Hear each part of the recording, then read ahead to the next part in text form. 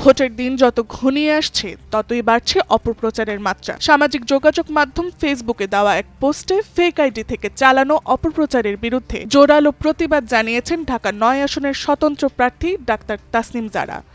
তিনি বলেন, নির্বাচন সামনে রেখে পরিকল্পিতভাবে তার বিরুদ্ধে বিভ্রান্তিকর মন্তব্য ছড়ানো হচ্ছে। বিশেষ করে রাজনীতিতে অনেক অর্থ আছে বলেই তিনি ডাক্তারি পেশা ছেড়ে রাজনীতিতে এসেছেন এমন অভিযোগ তুলে অপপ্রচার চালানো হয়। এ প্রসঙ্গে তাসনিম জারা বলেন, মানুষের উদ্দেশ্য নিয়ে যে কেউ যে কোনো কথা বলতে পারে, কিন্তু এসব দাবির পক্ষে কোনো প্রমাণ নেই।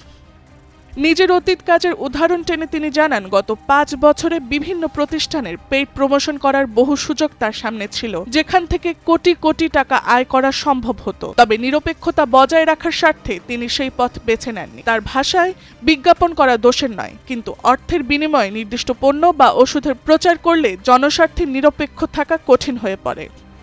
ডক্টর তাসনিম জারা আরও বলেন, জনসচেতনতা বৃদ্ধির জন্য তিনি কিছু নন প্রফিট উদ্যোগের সঙ্গে যুক্ত থাকলেও কখনো কোনো বাণিজ্যিক পণ্যের বিজ্ঞাপন করেননি। তিনি স্পষ্ট করে জানান, যদি তার লক্ষ্য অর্থবিত্ত হতো তবে রাজনীতিতে আসার প্রয়োজনই ছিল না। নতুন ধারার রাজনীতি গড়তে আগামী ১২ই ফেব্রুয়ারি ঢাকা ৯ আসনে ফুটবল প্রতীকে ভোট দেওয়ার আহ্বান জানান তিনি।